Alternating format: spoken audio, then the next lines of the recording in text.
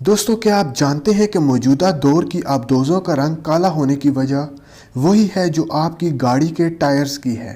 مگر وہ کیسے؟ تو یہ سمجھنے کے لیے ہمیں پہلے کیموفلاج کے بارے میں بات کرنی پڑے گی۔ دوستو کیموفلاج ملٹری ہتھیاروں کو اپنے ارد گرد کی جگہوں کے رنگ میں ڈھلنے کو کہتے ہیں، جیسا کہ آپ ان تصاویر کو دیکھ کر سمجھ چکے ہوں گے۔ دوستو نیوکلیر پاور ری ایکٹر کی ایجاد سے پہلے آبدوزیں اپنا زیادہ تر وقت سمندر کی سطح پر ہی گزارتی تھیں بجائے سمندر کے اندر۔ ورلڈ وار 1 کے دوران امریکہ نے اپنی آبدوزوں کی حفاظت کے لیے کئی تجربے کیے، جس کے نتیجے میں یہ پتہ چلا کہ وہ آبدوزیں جو سطح سمندر پر زیادہ وقت بتاتی ہیں ان کے لیے لائٹ گرے کلر جن کا ڈیک کالے رنگ میں ہو انہیں پانی میں چھپنے میں مدد دیتا ہے۔ مگر یہاں ایک مسئلہ تھا، اور وہ یہ کہ جب آبدوزیں پانی کے اندر ہوتی تھیں انہیں ایک جہاز دیکھ سکتا تھا جب تک کہ وہ بہت زیادہ پانی کی گہرائی میں نہ ڈوب جائیں۔ اس مسئلے کے حل کے لیے 1937 میں امریکہ نے اپنی نیول بیس پرل ہاربر میں مزید ٹیسٹ کیے۔ ان ایکسپیریمنٹس کے دوران آبدوزوں کو کالے، ڈارک بلو، پرپل، گرین اور کئی دیگر رنگوں کے کمبینیشن میں پینٹ کیا گیا، جس سے یہ پتہ چلا کہ ڈارک بلو سب رنگوں میں سے سب سے زیادہ بہترین ہے۔ صاف گہرے پانیوں میں ایک آبدوز کی شناخت کو چھپانے کے لیے امریکی نیول کمانڈر نے اپنی پوری ڈویژن کو ڈارک بلو کلر میں دوبارہ پینٹ کروا دیا۔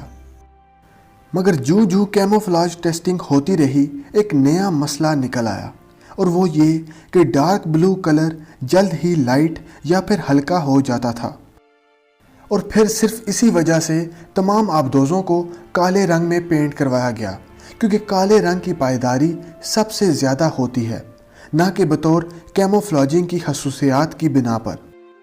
2006 میں برطانیہ کی رائل نیوی نے اپنی آبدوز HMS ٹوربی کو ایک نئے سٹیل بلو شیڈ میں پینٹ کروایا۔ مزید ٹرائلز اور لیب ٹیسٹ سے یہ پتہ چلا کہ کالا رنگ سمندر میں دشمن سے چھپنے کے لیے ایک برا انتخاب ہے، کیونکہ کالا رنگ اٹلانٹک کے گہرے اور گھنے سمندر میں چھپنے کے لیے تو اچھا کام کرتا ہے، مگر ہلکے سمندروں میں بلو شیڈ کی آبدوز کو ڈیٹیکٹ کرنا دگنا مشکل ہو جاتا ہے۔ HMS ٹوربی کو 6 ماہ کے لیے اس نئے کلر کو ٹیسٹ کرنے کے لیے ایک سیکرٹ مشن پہ بھیجا گیا، اور ایسا سوچ بھی لیا گیا تھا کہ شاہی نیوی کی تمام آبدوزوں کو نئے سٹیل بلو رنگ میں پینٹ کیا جائے گا۔ مگر ٹیسٹنگ کے دوران کچھ تو دریافت ہوا ہوگا جس سے باقی آبدوزوں کا رنگ نہیں بدلا گیا، کیونکہ رائل نیوی کی نئی اسٹوٹ کلاس آبدوز کا رنگ ابھی بھی کالا ہے۔ دوستو HMS ٹوربی برطانیہ کی پہلی وارشپ تھی جسے مائکروسافٹ کے ونڈوز آپریٹنگ سسٹم سے کنٹرول کیا گیا تھا۔ مگر دوستوں دلچسپ بات یہ ہے کہ موجودہ دور کی آبدوزوں کو پینٹ ہی نہیں کیا جاتا، بلکہ انہیں اینیکوئک ٹائلز سے کور کر دیا جاتا ہے، جو کہ کالے رنگ میں ہوتی ہیں۔ یہ ٹائلز بنیادی طور پر ربر سے بنی ہوتی ہیں، اور ان کی 2 خصوصیات ہیں۔ ایک یہ کہ یہ ٹائلز ساؤنڈ ویوز کو ایبزورب یا جذب کر لیتی ہیں، جس سے دشمن کی آبدوز یا بحری جہاز کی بھیجی ہوئی ایکٹیو ساؤنڈ ویوز واپس ان تک پہنچ ہی نہیں پاتی، جس سے آبدوز کا پتہ چل پانا بھی مشکل ہوتا ہے۔ اور یہ ٹائلز آبدوز کی اپنی آواز جیسے کہ انجنز کی آواز کو بھی کم کر دیتی ہیں، جس سے دشمن کے ریڈار میں ڈیٹیکشن کے چانسز کم ہو جاتے ہیں۔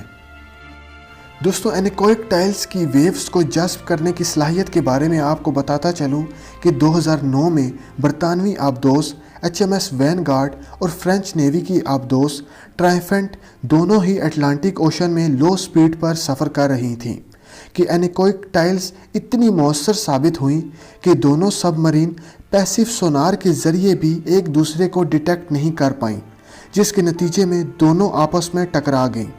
اینیکوئک ٹائلز کو پہلی مرتبہ جرمنز نے 1940 کے آس پاس اپنی یو بوٹس میں استعمال کیا تھا۔ 1970 تک سوویت یونین نے اپنی آبدوزوں کو بھی اینیکوئک ٹائلز میں کور کرنا شروع کر دیا، جو کہ 4 انچ تک چوڑی ربڑ کی ٹائلز تھیں۔ 1980 کی دہائی تک امریکہ اور برطانیہ کی شاہی نیوی نے اپنی آبدوزوں کو اینیکوئک ٹائلز سے لیس کرنا شروع کر دیا، मगर एनीकोइक टाइल्स भी काले रंग में क्यों होती हैं? दोस्तों, एनीकोइक टाइल्स खास रबर से बनी होती हैं, मगर आप यकीन करें या नहीं, रबर का कुदरती रंग सफ़ेद है। मिसाल के तौर पर कम से कम 1 सदी पहले तमाम गाड़ियों के टायर्स सफ़ेद होते थे। तो अगर रबर सफ़ेद होता है तो मौजूदा गाड़ियों के टायर्स काले क्यों होते हैं? दोस्तों, टायर्स का रंग रबर में कार्बन ब्लैक शामिल करने से काला हो जाता है। कार्बन ब्लैक अक्सर रंगों में रंग रोगन के लिए इस्तेमाल किया जाता है, मगर टायर्स में कार्बन ब्लैक को खूबसूरती बढ़ाने के लिए नहीं, बल्कि इसे शामिल करने से गाड़ियों के टायर्स की टेंसाइल स्ट्रेंथ और रेजिस्टेंस 10 गुना ज़्यादा बढ़ जाती है। क्योंकि इसकी कार्बन ब्लैक की खासियत ही यही है कि वो चीज़ों को पायदार बना देता है, और इसी वजह से आज ज़्यादातर रबर की प्रोडक्ट्स काले रंग में होती हैं, और कार्बन ब्लैक ही की वजह से काला रंग दीगर रंगों के मुकाबले में ज़्यादा पायदार हो जाता है। मगर यहाँ भी एक सवाल उठता है कि अगर डार्क ब्लू पानी में कैमोफ्लेज के लिए सबसे बेहतरीन रंग है, तो एनीकोइक टाइल्स को ही डार्क ब्लू कलर में क्यों नहीं पेंट कर देते, और कुछ आबदोज़ों के निचले हिस्से को लाल रंग में क्यों पेंट किया जाता है? तो दोस्तों, सबमरीन्स की स्टेल्थ खसूसियात के बारे में इंटरनेट पर ज़्यादा मालूमात मौजूद नहीं, मगर शुमाली कोरिया और ईरान अपनी आबदोज़ों को सब्ज़ रंग में पेंट करते हैं, जबकि इसराइल अपनी आबदोज़ों को नीले रंग में पेंट करता है। मगर एनीकोइक टाइल्स को पेंट करने से आबदोज़ की सोनार स्टेल्थ खसूसियात पर मनफी असरात पड़ते हैं, मगर अगर आप उन्हें पेंट नहीं करेंगे तो पानी के अंदर की ज़िंदगी जैसे कि अलजाए वगैरह आबदोज़ के निचले हिस्से को ढक देंगी, जो वक्त गुजरने के साथ साथ आबदोज़ पर बुरा असर डालती हैं।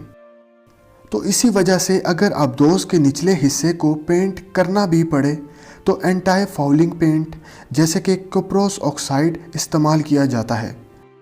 लाल रंग का एक केमिकल जो कि आबदोज़ के बाहरी हिस्से पर हयातियात की रफ्तार को चिपकने से धीमा कर देता है, और इसी वजह से आबदोज़ों और कई कार्गो जहाज़ों का निचला हिस्सा लाल रंग में होता है।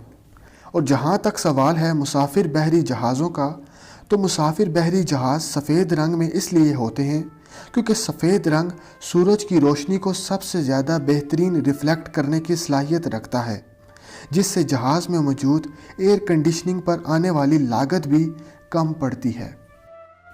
तो दोस्तों, उम्मीद करता हूँ इस वीडियो से आपकी मालूमात में इजाफा हुआ होगा। मज़ीद ऐसी वीडियोस के लिए हमारे चैनल को सब्सक्राइब करें और बेल आइकन प्रेस करें, ताकि आपको हमारे आने वाली हर लेटेस्ट वीडियोस मिलती रहे सबसे पहले।